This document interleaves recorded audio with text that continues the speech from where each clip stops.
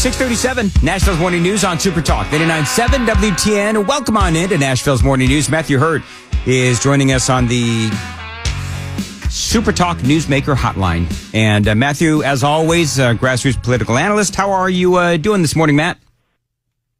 Doing great, calling in from Buenos Aires, Argentina, where Javier Milei is the president and limited government is the popular dominant narrative down here. So it's great to be with you, Dan. Now, it sounds like, Matthew, that you are doing some political analysis down there, so that I'm sure that you could write off this whole vacation as a business expense.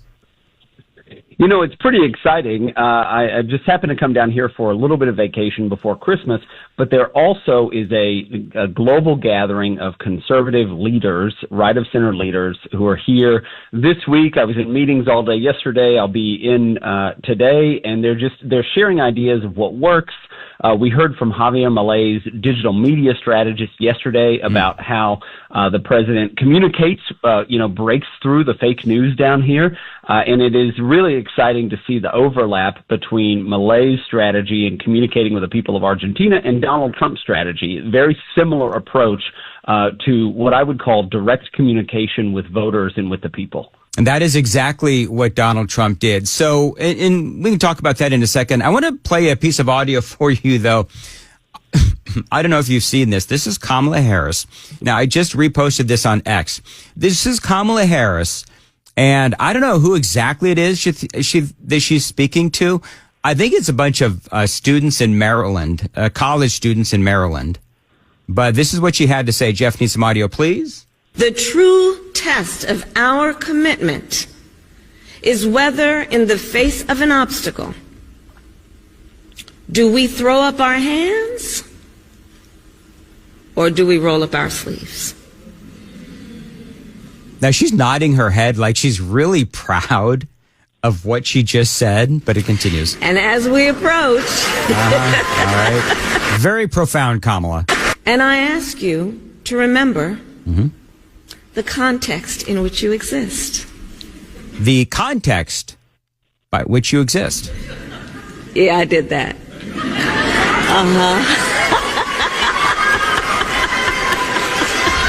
And then the cackle to boot. What is she doing? What is it that she did? What do you mean, Joan? She said, I did that. Yeah, she said she asked the question or told the students that, think about the context with which you exist. And then she pauses, and then she's got this crap-eaten look on her face, and she says, nodding that Kamala nod, and she says, yeah, I did that.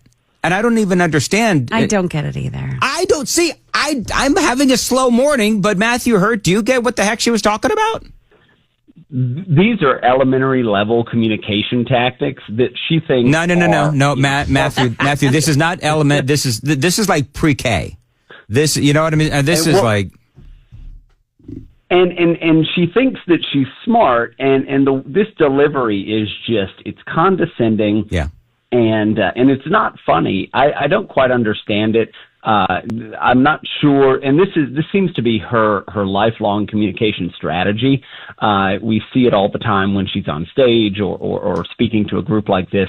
It is mind-boggling that people accept this, and that she was seen as the savior of the Democrats post Joe Biden, and it's laughably embarrassing for her because the American people just aren't responding to this. I don't quite get it. This may be the way the woke subculture communicates, but this does not resonate with most Americans. Well, then it seems bizarre that Biden is trying to keep her political career alive by saying the other day, and I'm going to spare people the audio, but where Biden said, you're not going anywhere, kid. We won't let you. I mean, clearly, in my opinion, anyway, she's not going anywhere.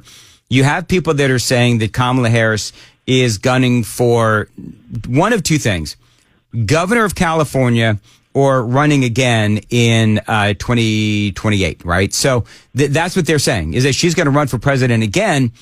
And I don't know, does she have people around her that are saying that she would be a shoo-in for the primary? Because I would far more fear Josh Shapiro from Pennsylvania than Kamala Harris. And I think that Josh Shapiro would wipe the living crap out of her during a primary. I mean, there's just no doubt about it.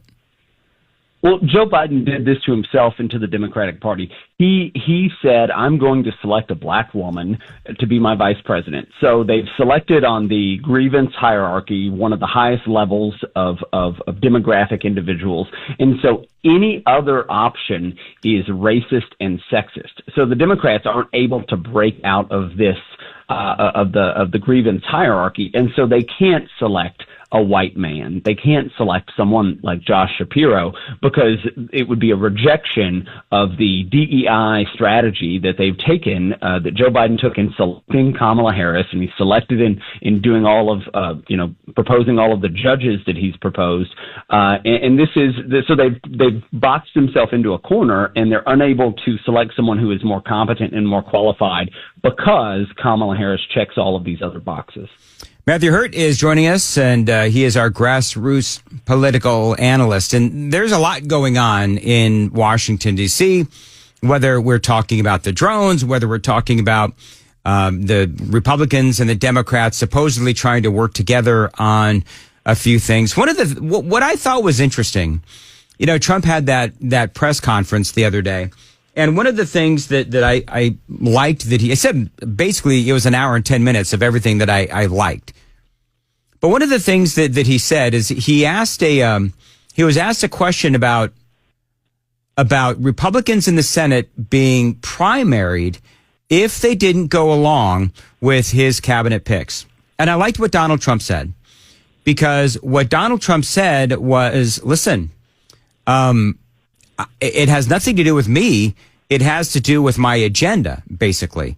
And if they don't, whether it's Joni Ernst or John Cornyn, whoever it might be, if they don't back my cabinet picks, well, then the American people and the Republicans will decide if those people should be primaried. I was actually I liked that answer by Donald Trump, because he's not making it about him. He's making it about his agenda and the Republicans. Well, this is a great campaign strategy. Any operation is going to do this. You see it sometimes. The Speaker of the House in Tennessee will wade into primaries with a leadership PAC. We see it with other interest groups that wade into primaries. This is fairly common. And let's say you have an America First policy PAC that invests in candidates. If somebody is, and this group may create a scorecard or some kind of report card that says, Joni Ernst votes 47% with Donald Trump's agenda. And they could then go and make the case to the voters that this person, even though they're of the same party as the president, this person isn't aligned with the agenda, and another candidate could come forward. Donald Trump has already endorsed candidates in open races and in the coming election in 2026.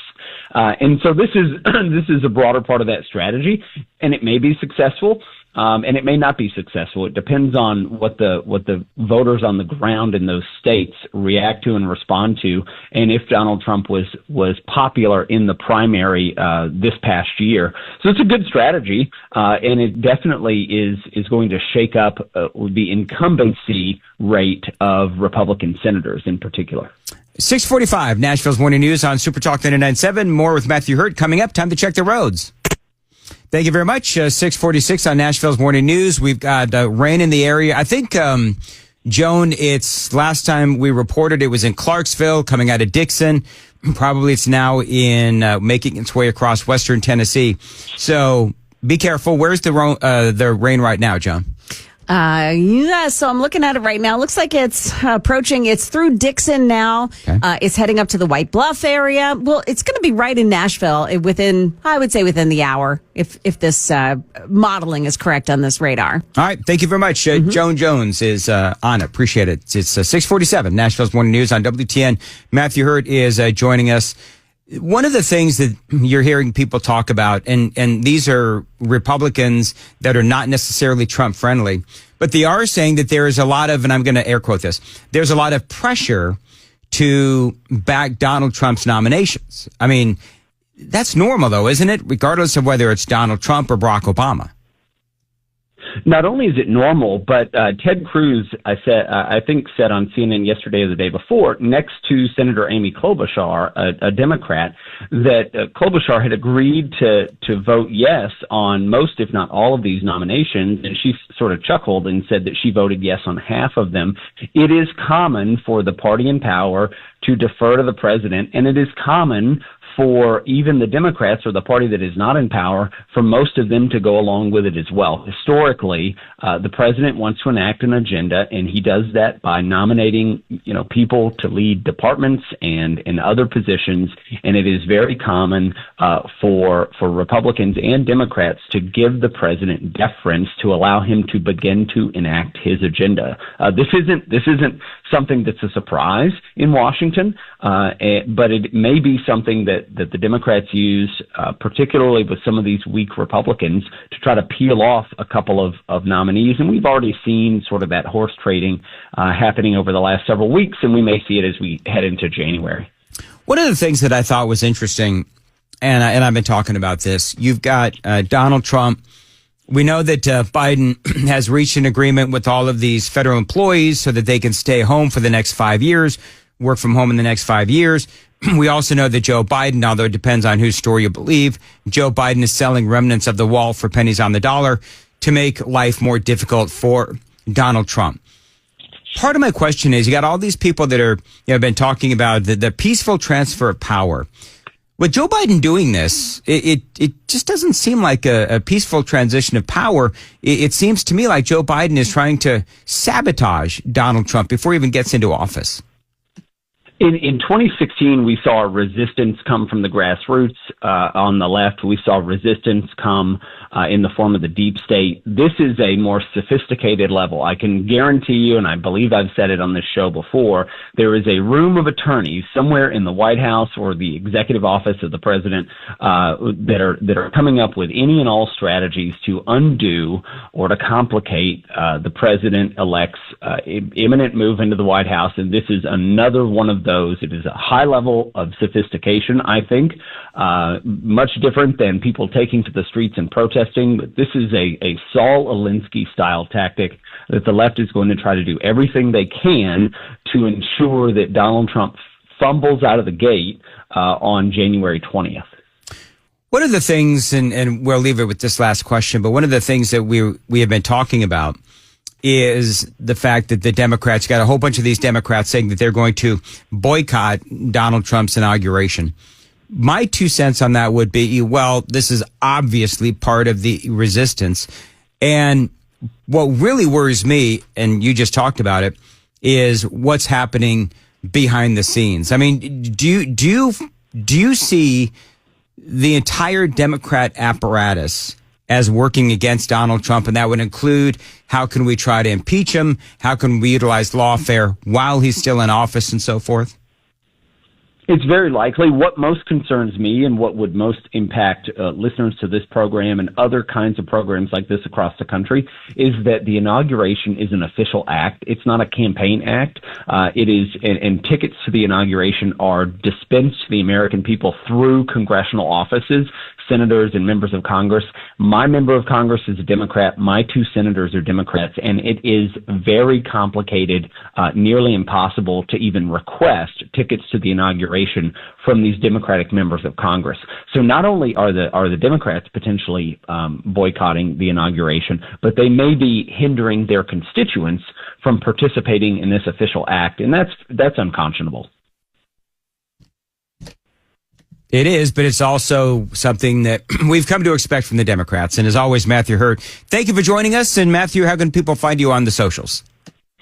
I'm on Twitter or X at Matthew Hurt, MattheWHurtt. All right. Have a great time on semi-vacation. It is 6:52 on Nashville's Morning News. And Joan Jones has got the news coming up at 7. Joan, what's up? Yeah, we got our eyes on that dust storm as it's ready to move through the Nashville area. And it's causing some problems on the roads this morning, too. We'll detail all of that. We'll also let you know how Spring Hill police are helping out another officer's family and why. That's coming up this morning at 7 o'clock on Super Talk 99.7 WTN.